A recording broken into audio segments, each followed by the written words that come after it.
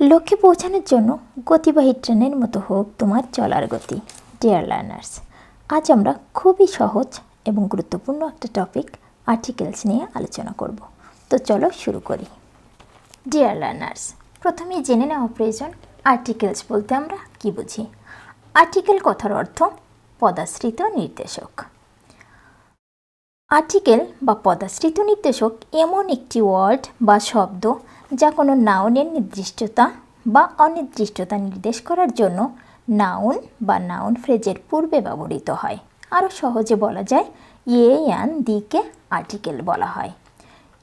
N দি adjective, determiner এবং pre modifier হিসাবে কাজ করে। আর্টিকেলসকে দুই ভাগে ভাগ করা যায়। অনির্দিষ্টতা বোঝাতে ইনডিফিনিট আর্টিকেল এবং নির্দিষ্টতা বোঝাতে ডেফিনিট আর্টিকেল বসে। ইনডিফিনিট আর্টিকেল এ এবং এন দ্বারা যখন কোনো অনির্দিষ্ট ব্যক্তি, বস্তু বা প্রাণী নির্দেশিত হয় তখন তাকে ইনডিফিনিট আর্টিকেল বলে। অর্থাৎ এ এবং এনকে ইনডিফিনিট আর্টিকেল বলে। সিঙ্গুলার কাউন্টেবল নাউনের পূর্বে এ অথবা এন বসে। অর্থগত দিক দিয়ে এ আর এনের কোনো পার্থক্য নেই, তবে ব্যবহারের দিক দিয়ে অবশ্যই পার্থক্য রয়েছে। সিঙ্গুলার কাউন্টেবল নাউনটি যদি বক্তা ও শ্রোতার অপরিচিত হয় তাহলে উক্ত নাউনের পূর্বে এ অথবা এন বসে। ওয়ান শব্দ থেকে এ অর এন আর্টিকেল এসেছে। অনির্দিষ্টতা বোঝাতে সাধারণত কনসোনান্টের আগে এ বসে এবং ভাওয়েলের আগে এন বসে। এখানে টিচার কনসোনান্ট দিয়ে শুরু হয়েছে, সেজন্য এর আগে এ বসেছে এবং এ টিচার বললে যে কোনো টিচারকে বোঝানো হচ্ছে। এন আপেল, এখানে এ দিয়ে শুরু হয়েছে অর্থাৎ ভাওয়েল দিয়ে শুরু হয়েছে, সেজন্য এন বসেছে। তো সাধারণভাবে এটি যে কোনো আপেলকে বোঝানো হচ্ছে, বিশেষ কোনো আপেলকে বোঝানো হচ্ছে না। Definite article the is called the definite article because it normally points out some particular person or thing. অর্থাৎ যে আর্টিকেল নির্দিষ্ট কোনো ব্যক্তি, বস্তু বা প্রাণীকে নির্দেশ করে তাকে ডেফিনিট আর্টিকেল বলে। যে সিঙ্গুলার কাউন্টেবল নাউনটি বক্তা ও শ্রোতার পরিচিত তার পূর্বে ডেফিনিট আর্টিকেল দি বা দা বসে। অর্থাৎ টিটা খানাখানি বোঝাতে নির্দিষ্টতা অর্থে দি বা দা ব্যবহার করা হয়ে থাকে।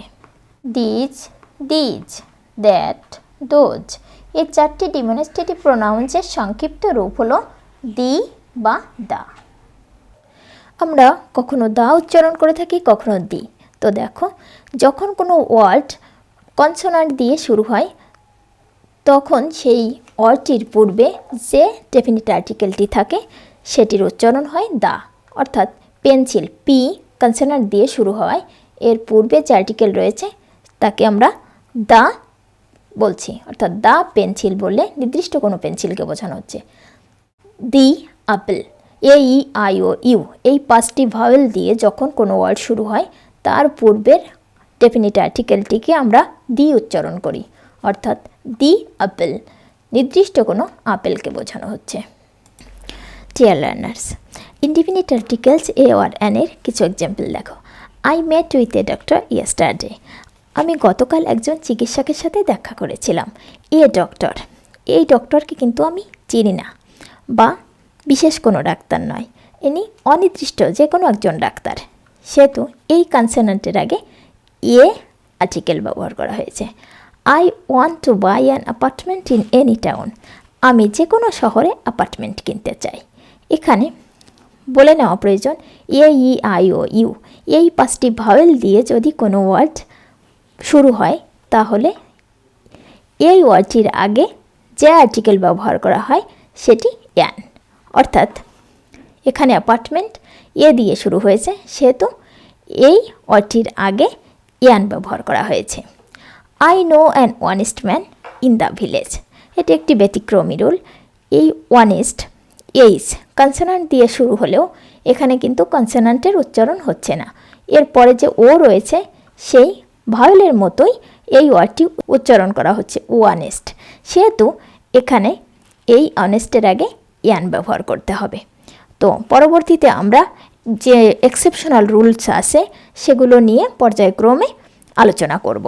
Definite article the.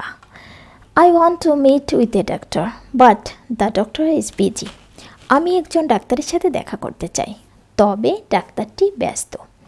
এখানে এ ডক্টর বললে অনির্দিষ্ট কোনো ডাক্তার বোঝাচ্ছে, কিন্তু পুনরায় যখনই আবার এই ডক্টর ব্যবহার করা হচ্ছে তখন এই ডক্টর অর্থাৎ এই নাউনটি নির্দিষ্ট হয়ে যাচ্ছে, সে তো এই ডক্টরের আগে দা বসছে। Next, there was a cow in the field, the cow was red. মাঠে একটি গরু ছিল, গরুটি লাল ছিল। এখানে নির্দিষ্ট কোনো মাঠের কথা বলা হচ্ছে, সে তো এখানে দা বসছে। এবং এ কাউ বললে অনির্দিষ্ট কোনো গরুকে বোঝাচ্ছে, সেজন্য এখানে এই কনসোনেন্টের আগে এ বসেছে। কিন্তু এই কাউ যখন আবার পুনরায় বসছে পরবর্তী ক্লজে, সে তো এখানে নির্দিষ্ট হয়ে যাচ্ছে, সেহেতু এই কাউ শব্দের পূর্বে দ্য আর্টিকেল বসবে। ডিয়ার লার্নার্স, আমরা আর্টিকেলস সম্পর্কে কিছু ধারণা পেলাম। পরবর্তী টিউটোরিয়ালে আর্টিকেলসের এক্সেপশনাল রুলস সহ অন্যান্য রুলস পর্যায়ক্রমে আলোচনা করব। Thanks a lot.